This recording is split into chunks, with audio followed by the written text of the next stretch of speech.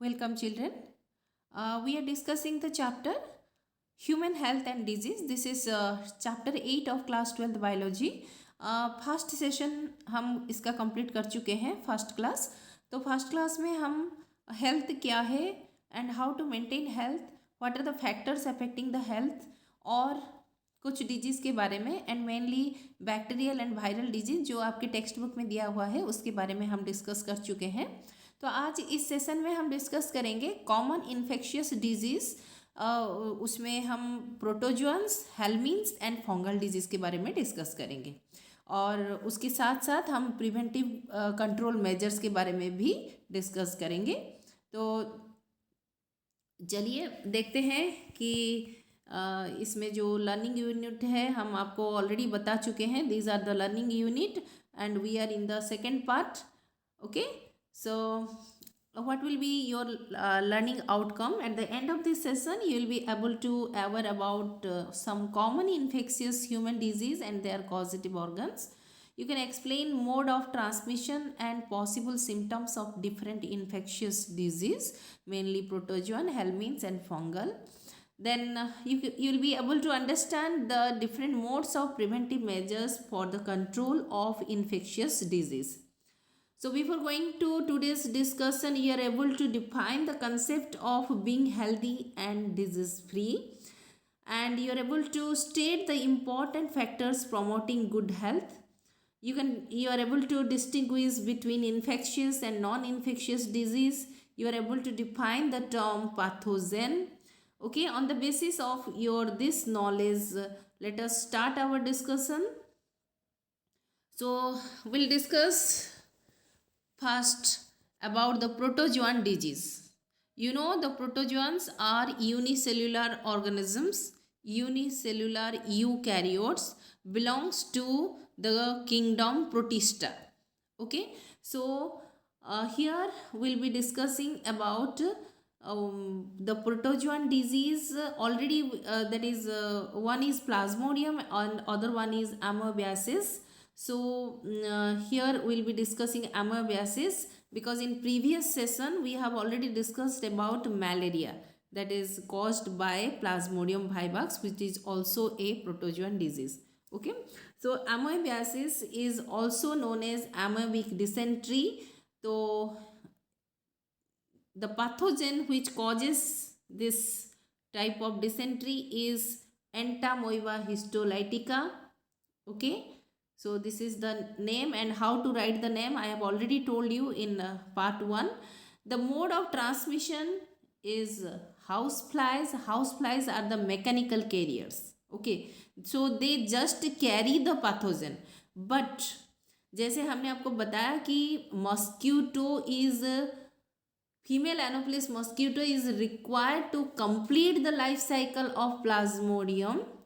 ऐसा नहीं है, इसमें सिर्फ मैकेनिकल कैरियर है, वो सिर्फ कैरी करके ले जाता है.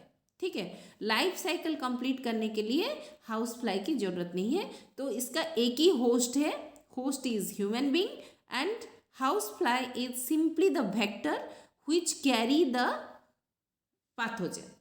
ठीक है, so it transmits, the house fly transmits the parasite from fecal matter to food and water.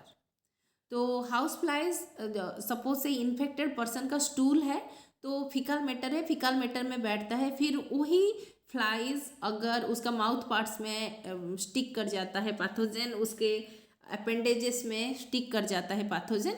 जब ये house fly carrying this pathogen, that is entamoeba histolytica, and it sits on the food and water. Then when that food and water that is already contaminated by the house flies is taken by the patient, I mean not a patient, it is healthy person, then the healthy person gets infected. ठीक है, तो इसीलिए हमेशा गर्म food और boiled water पीना चाहिए, या फिर हम अपने आसपास के जगह को हम क्लीन रखेंगे ताकि हाउस फ्लाइज उस जगह पर एंटर ना करें. ठीक है, यूजुअली ये रेनी सीजन में होता है क्योंकि ज़्यादातर रेनी सीजन में आपने देखा होगा कि आकर आपका जो फ्लाइज, हाउस फ्लाइज होते हैं, वो आकर ज़्यादा बहुत खाने में बैठते हैं, इसीलिए उसी सीज़न में पर्टिकुलरली हमको थोड़ा गर्म खाना, बॉइल्ड वाटर पीना चाहिए। ठीक है। इसका सिम्टम है constipation, abdominal pain and cramps.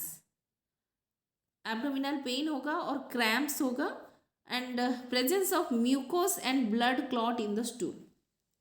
Constipation होता है और एब्डोमिनल पेन होता है, क्रैम्प्स होता है, प्रेजेंस ऑफ म्यूकस, जो फीकल मैटर आप जो स्टूल पास करते हैं उस स्टूल में ब्लड का क्लॉट्स आता है और म्यूकस भी आता है। ठीक है। तो ये सिर्फ हाउस फ्लाइज के द्वारा ट्रांसमिट नहीं होता बच्चों। हम अगर कंटामिनेटेड फूड एंड वाटर, वो किसी भी तरह भी कंटामिनेट हुआ हो, तो उसी वाटर को, उसी फूड को अगर हम कंज्यूम करेंगे तो definitely it will be infecting the healthy person. ठीक है। जैसे आप कोई वेजिटेबल्स हो, फ्रूट्स हो, आप उसको अच्छे से वॉश नहीं करेंगे, या फिर वाटर को आप डायरेक्टली सोर्स से लेकर आप पी रहे हैं, जहाँ पर कि लोग नहाते हैं, अपना फीकल मैटर पास करते हैं, एक्सक्रेटा उसमें जाता है, तो ऐसे जगह से जब हम वाटर ड्रिंक करते हैं तो हमको इन्फेक्ट कर सकता है ये पैथोजन। तो इसीलिए ये सब जगह से हम जब वाटर को लेते हैं तो वी शुड बॉयल इट और we should filter it to a large extent. ठीक है। सो सिम्टम हो गया बच्चों। तो ये जनरली आपका जब डिजीज पूछा जाता है तो उसमें pathogen, mode of transmission and symptom के बारे में पूछा जाता है। So here you can see, आप यहाँ देख सकते हो बच्चों, ये जो एंटामोइबा है, ये दिस इज वन एंटामोइबा। ठीक है। ये Entamoeba it is so microscopic, इतना छोटा होता है कि हम देख नहीं सकते इसको खाली आँख से, but it can be transmitted. Okay. Next जो कैरियर है, हमने आपको बताया हाउस फ्लाई, जो जिसको हमने बताया कि मैकेनिकल कैरियर, जो पैरासाइट को ट्रांसफ़र करता है faecal matter to infected person and food and articles. जैसे आप पानी में आपने मान लो इन्फेक्टेड वाटर में आपने बर्तन को धोया है, तो उसी में भी आपका एंटामोइबा हिस्टोलेटिका रहता है, और उसको अगर उसी थाली में अगर हम खाना कंज्यूम करते हैं तो दैट में ऑल्सो इन्फेक्ट अस। ठीक है। नेक्स्ट हम देखेंगे हेलमिंथ डिजीज। तो आपके टेक्स्ट बुक में सिर्फ 2 ही प्रोटोजोअन डिजीज था, एक है मलेरिया, दूसरा है एंटामोइबासिस, एमोइबियासिस जिसको कहा जाता है, और एमोइबिक डिसेंट्री कहा जाता है। तो इसके अलावा और भी कुछ प्रोटोजोअन डिजीज़ है, लास्ट में मैं आपको कुछ लिस्ट दूंगी उसका।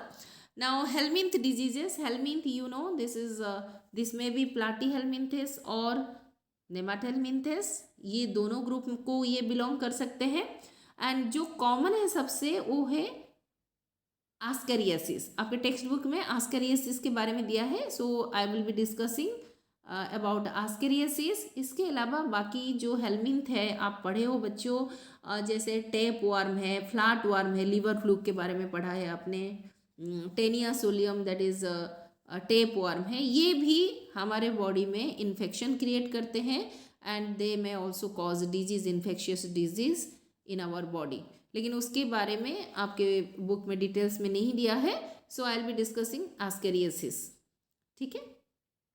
सो ascariasis is caused by the pathogen ascaris lumbricoides, और ये एक इंटेस्टाइनल पैरासाइट है। ये अपना रिप्रोडक्शन कहाँ करता है? इंटेस्टाइन में करता है। ठीक है, इसीलिए इसको इंटेस्टाइनल पैरासाइट कहा जाता है। Mode of transmission again contaminated soil, water, vegetables, fruits etcetera. ठीक है, तो अगर ये soil, water, vegetable, fruits gets contaminated with the faecal matter of the person, of the infected person which contains the eggs of the parasite, ऐसा person जो कि infected है और उसका वो जब फीकल मैटर पास करता है या फिर स्टूल पास करता है, स्टूल में काफ़ी सारे एग्स होते हैं, ये पैरासाइट का एग्स होते हैं, और यही एग हमारे वेजिटेबल में, फ्रूट्स में, वाटर में जा सकता है, सॉइल में, मिट्टी में भी जा सकता है, और मिट्टी से ही हमारे प्लांट से होते हुए वेजिटेबल फ्रूट्स तक जा सकता है। तो अगर हम वॉश किए बगैर वेजिटेबल या फ्रूट्स को हम कंज्यूम करते हैं, या फिर हम मिट्टी में काम किए फिर अपने मुंह में हाथ डाल दिया, या फिर वाटर कंटामिनेट, सॉइल जब कंटामिनेट होता है तो वाटर कंटामिनेट होने का चांस होता है ज़्यादा। तो इसी तरह अगर हम कंटामिनेटेड फूड एंड वाटर को कंज्यूम करेंगे then will get infected. Okay, the symptoms are internal bleeding. Internal bleeding मतलब आपका किसी भी पार्ट से, खास करके पहले इंटेस्टाइन से ब्लीडिंग होना शुरू होता है, एंड ग्रेजुअली इसका ये इतना खतरनाक है बच्चों कि ये इंटेस्टाइन को परफोरेट करके इंटेस्टाइन से ब्लड वेसल के थ्रू, ब्लड के थ्रू होते हुए ये डिफरेंट ऑर्गन में जा सकता है, और डिफरेंट ऑर्गन में ये अपना रिप्रोडक्शन करता है। इसका लाइफ साइकिल एक जगह ये कंप्लीट नहीं करता, इसका लाइफ साइकिल बहुत जगह पर ये कंप्लीट करता है, और इसका बहुत सारे लार्वल स्टेज होते हैं। ठीक है, सो सिम्टम है बच्चों इंटरनल ब्लीडिंग, देन है muscular pain, fever, anaemia. Anaemia आपको पता है ब्लडलेसनेस, क्योंकि ब्लीडिंग हो जाता है, इंटरनल ब्लीडिंग हो जाता है, इसलिए it leads to anaemia.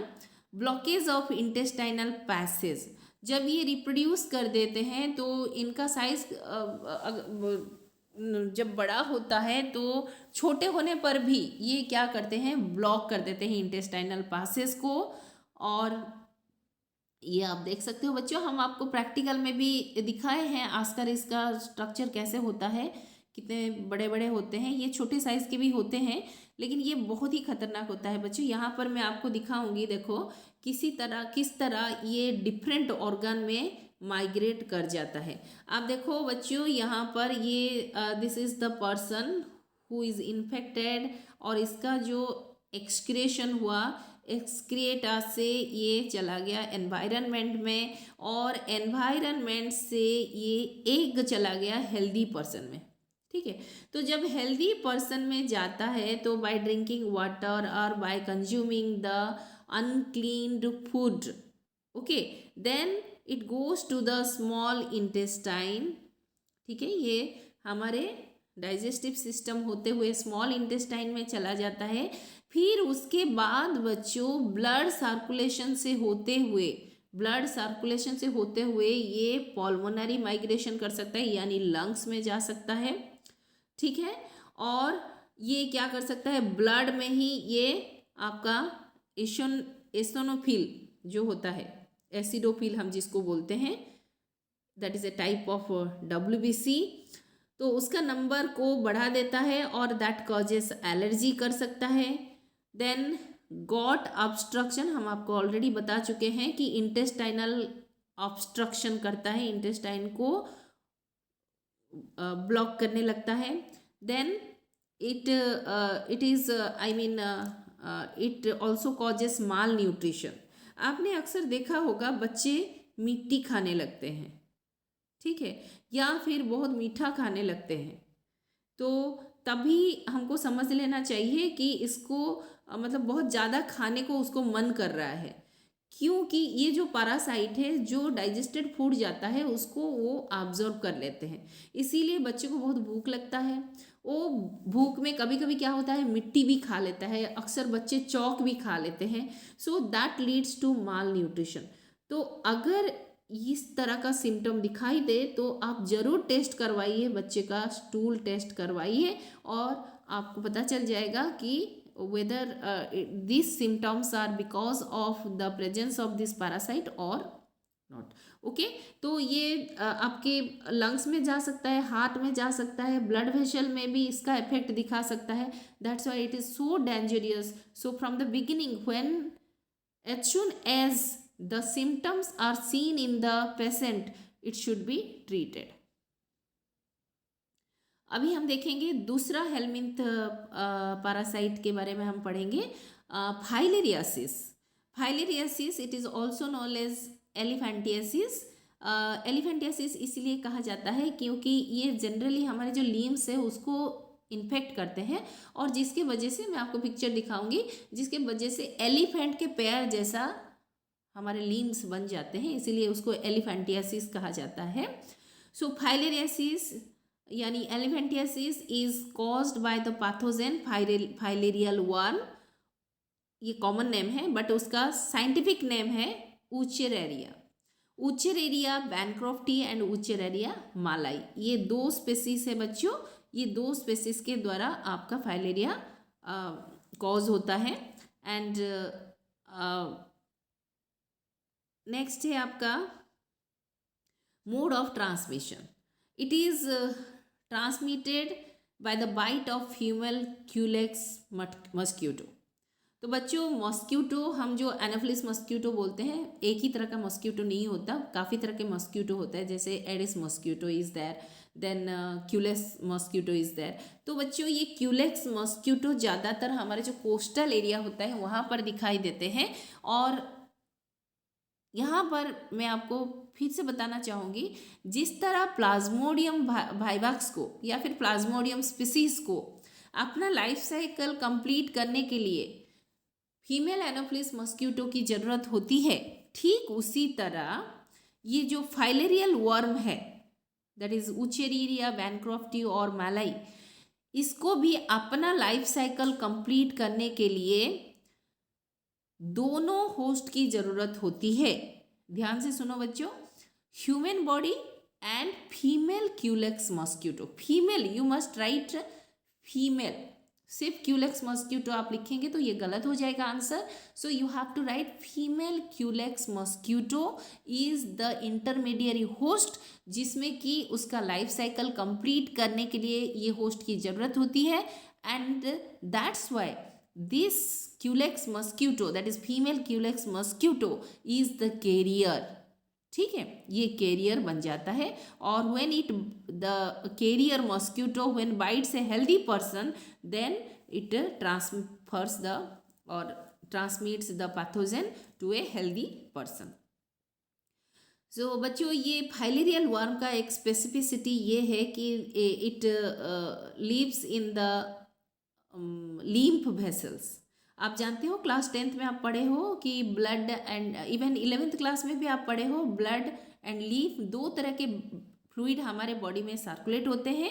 Blood जो होता है वो blood vessel, that is artery and when में सर्कुलेट होते हैं, बट लीम्फ जो होता है लीम्फ वेसल में सर्कुलेट होता है, वो टिश्यू से फ्लूइड को कलेक्ट करके ब्लड तक ले जाता है।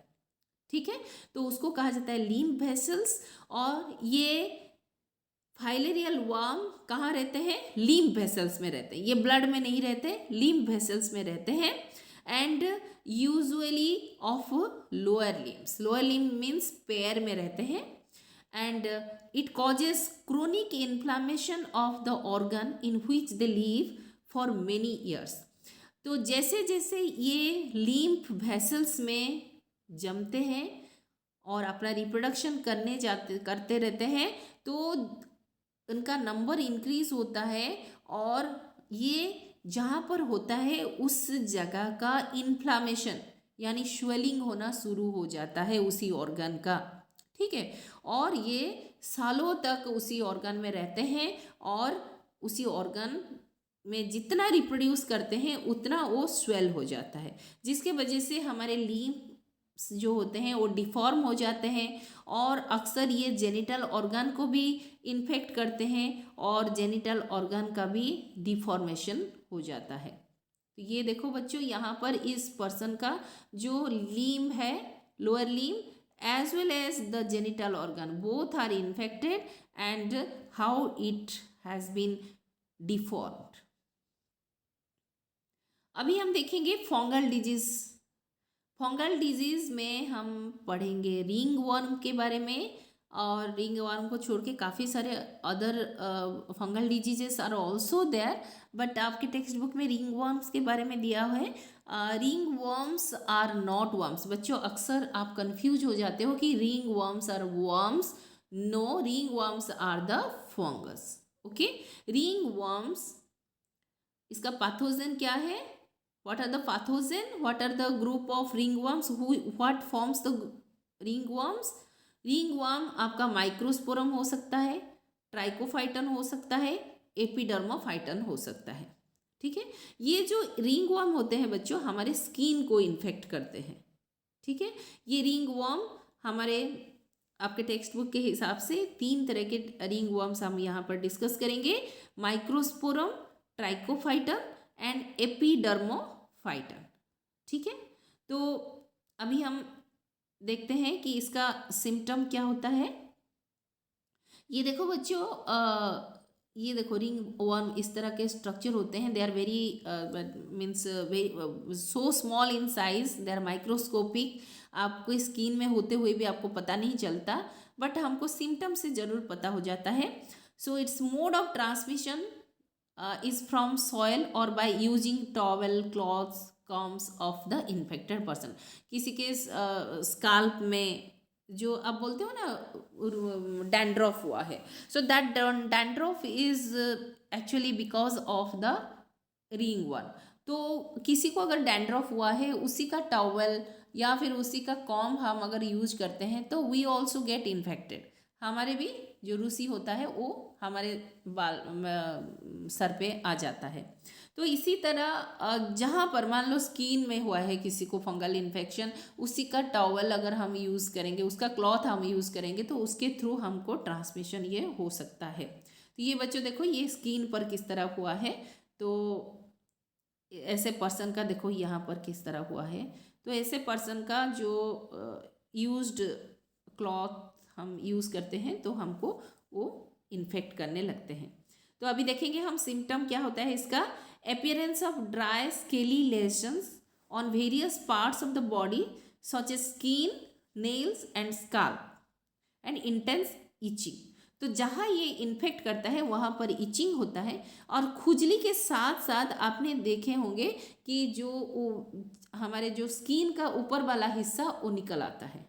ठीक है, that is called dry scaly lesions. Dry scaly lesion मतलब हम जब खुजलाते हैं तो जो अनइन्फेक्टेड है, जो इन्फेक्टेड नहीं है, हेल्दी स्किन है जिसका, आप खुजली करोगे तो वहाँ से आपका जो वाइट कलर का जो scaly dry scaly structures remove होता है वो रिमूव नहीं होगा। लेकिन अगर कोई इन्फेक्टेड है तो उसका जो ड्राई स्केली लेशंस होता है वो रिलीज होता है। लेकिन इसके साथ आप विंटर में जो लेशन होता है उसको आप कंफ्यूज मत करना। विंटर में बच्चों हमारे स्किन ड्राई हो जाता है और ड्राई होकर स्किन का जो ऊपर डेड लेयर होता है, केराटिन लेयर होता है, वो रिलीज होता है। That is not because of fungal infection. Fungal infection जब होता है तो वहाँ पर बहुत खुजली होती है, इंटेंस इचिंग होती है, फिर उसमें से हमारा ड्राई स्केली लेशन होना शुरू होता है। ठीक है, तो इसी तरह आपने देखा होगा कुछ लोगों का नेल्स में भी इस तरह का लेशंस, ड्राई स्केल निकलता है। So that is also one of the symptoms. ये देखो यहाँ पर चीन में किस तरह इन्फेक्ट हुआ है। तो बच्चों अभी हम देखेंगे बैक्टीरियल डिजीज़ का ऑलरेडी हम डिस्कस कर चुके थे, टाइफॉइड एंड निमोनिया। लेकिन कुछ और बैक्टीरियल डिजीज़ के बारे में मैं आपको यहाँ पर बताऊँगी। कुछ other examples of bacterial disease and what are the pathogens that causes these bacterial disease and their transmission, also mode of transmission. So first one is dysentery. Okay, and it is the pathogen is Shigella and it is transmitted through contact or contaminated food and water. Then plague, Pasteurella pestis is the pathogen and it is transmitted by rat fleas. Then diphtheria, it is caused by Corynebacterium diphtheriae and it is transmitted through contaminated food or direct contact. Then cholera, Vibrio cholera, it is also transmitted through food and water contaminated with fecal matter. Then tuberculosis, it is caused by Mycobacterium tuberculosis and it is transmitted through droplets from patient or carrier. But बच्चों ये tuberculosis हमारे सिर्फ lungs में नहीं होता, ये tuberculosis हमारे body के किसी भी पार्ट पर हो सकता है, लेकिन जब लंग्स में होता है तब ये ट्रांसमिट होता है थ्रू द ड्रॉपलेट्स, ओके, और droplets from the patient or the carrier. The next, tetanus. It is caused by Clostridium tetani, and it is transmitted by contamination of wound by bacterial spores.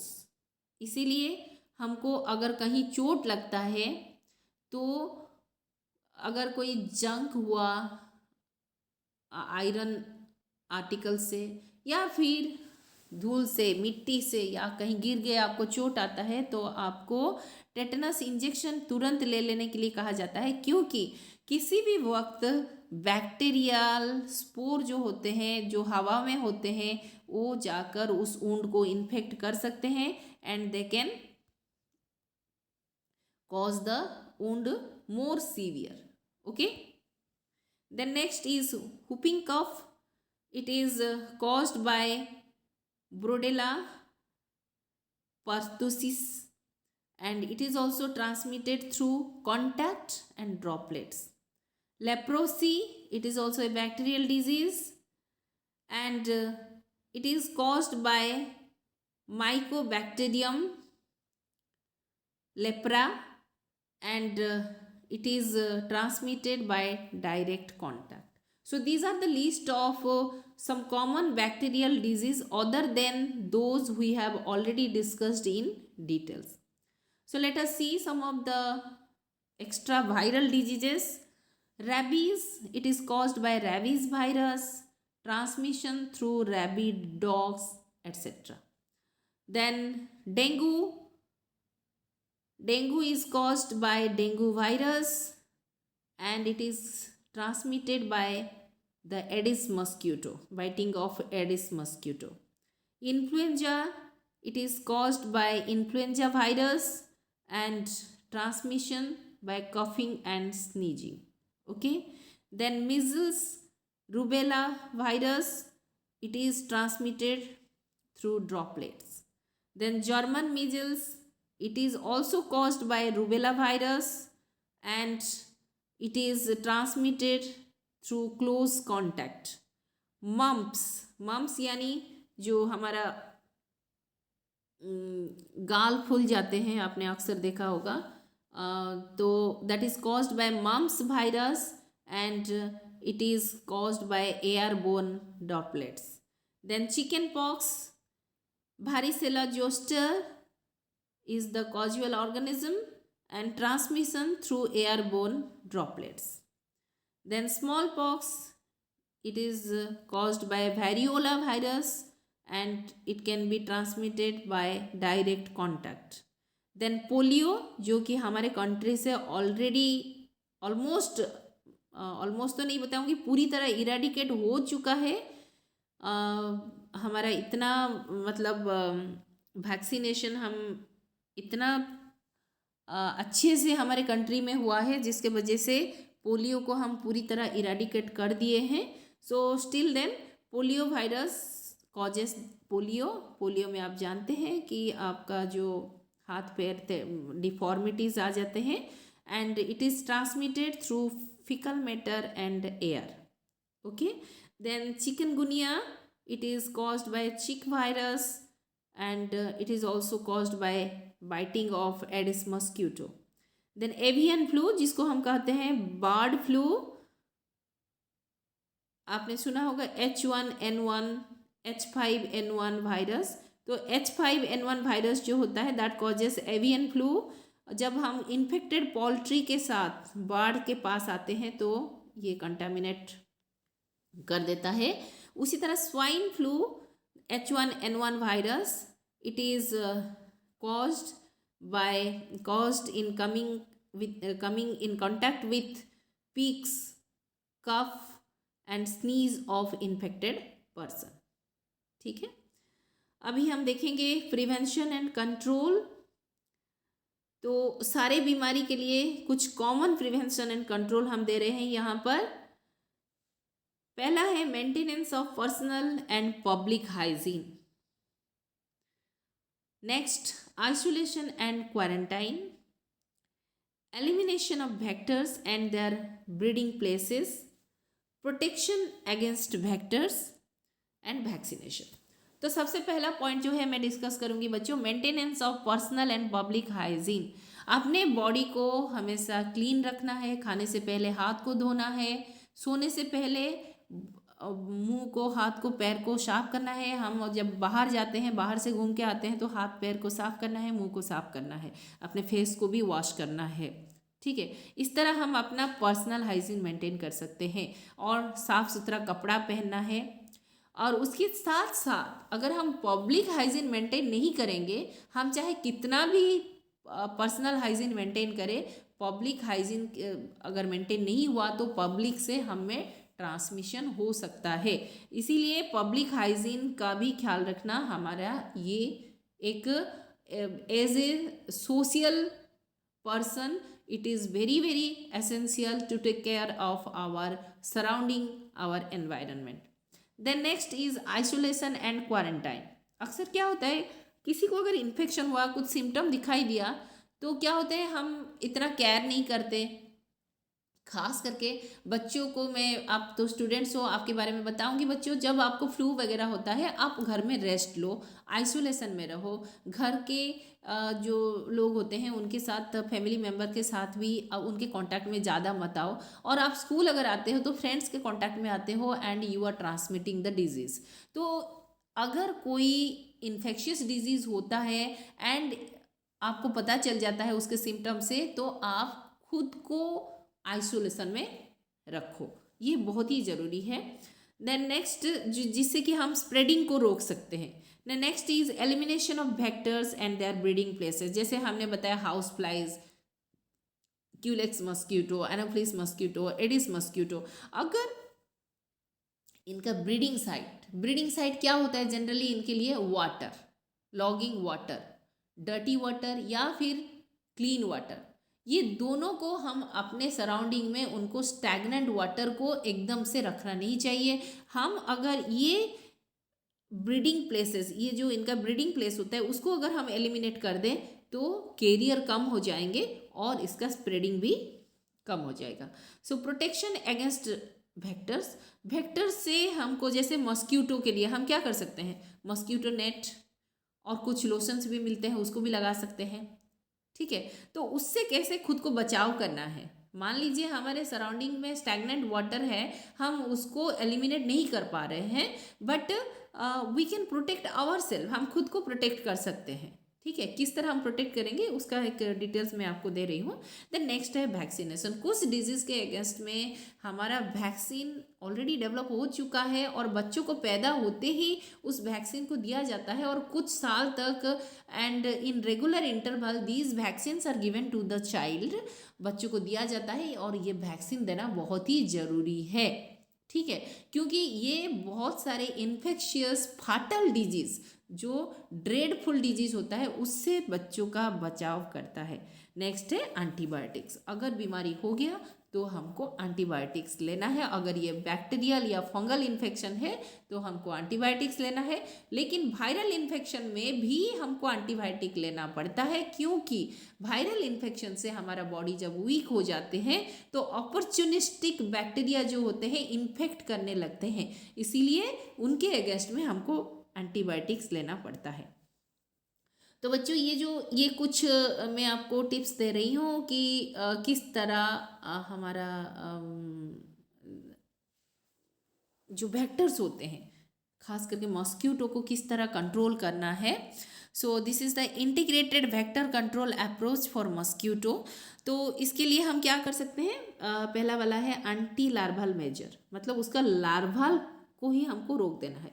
तो उसके under में क्या आता है, environmental control. तो environment में हम उसको कंट्रोल करेंगे या फिर केमिकल स्प्रे करके हम उसको कंट्रोल करेंगे। एनवायरनमेंटल कंट्रोल मतलब क्या है, लॉगिंग वाटर को रहने नहीं देंगे। दूसरा है केमिकल कंट्रोल, हम केमिकल स्प्रे करेंगे, डीडीटी वगैरह जो स्प्रे किया जाता है उसको हम स्प्रे करेंगे, केरोसिन स्प्रे करेंगे।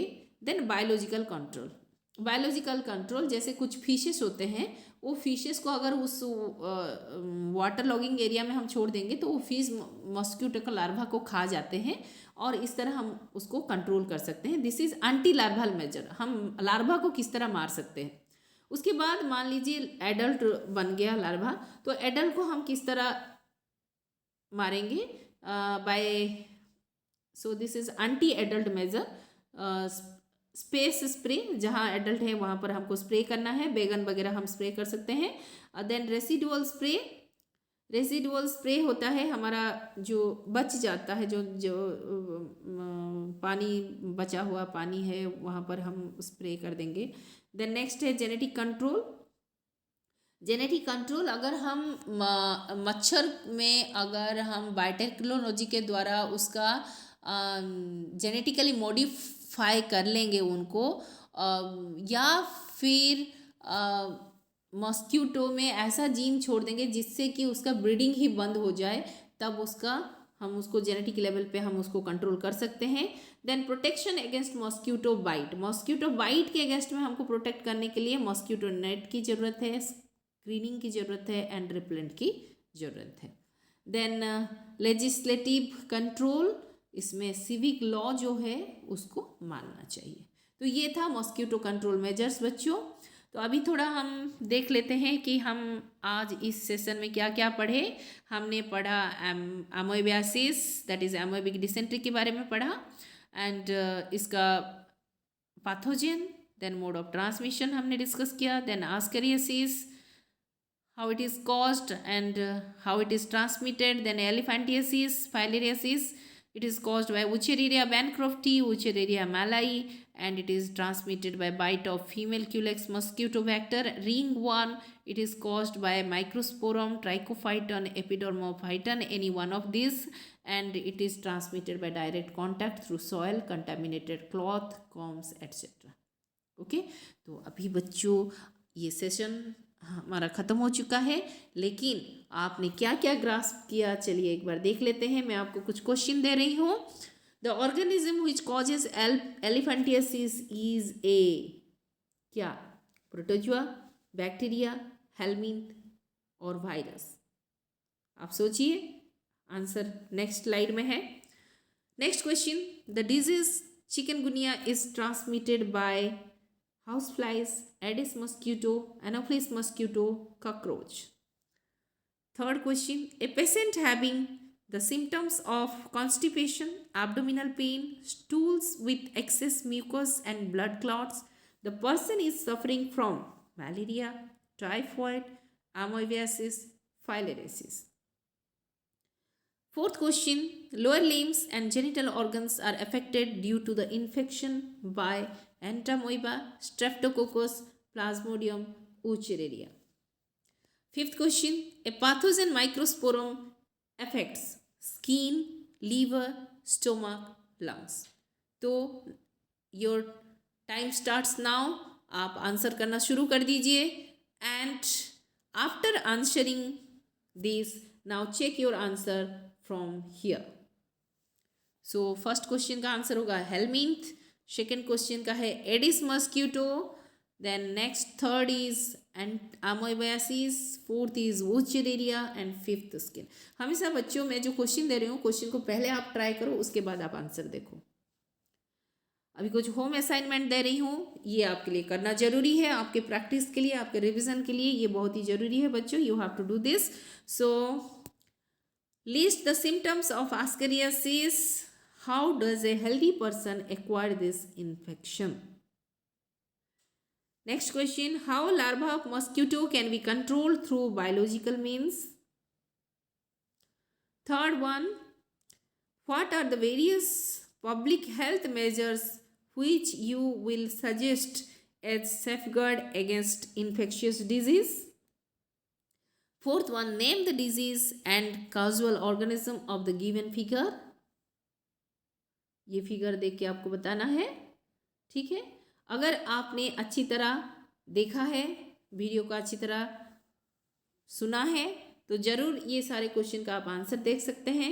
बट बच्चों, आप चाहे कितना भी वीडियो देखो, कितना भी सुनो, बट आपका NCERT text book is everything. So don't forget to go through NCERT textbook.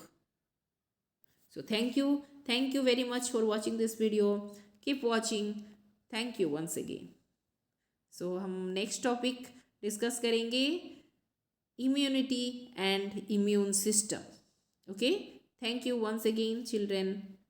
Thank you.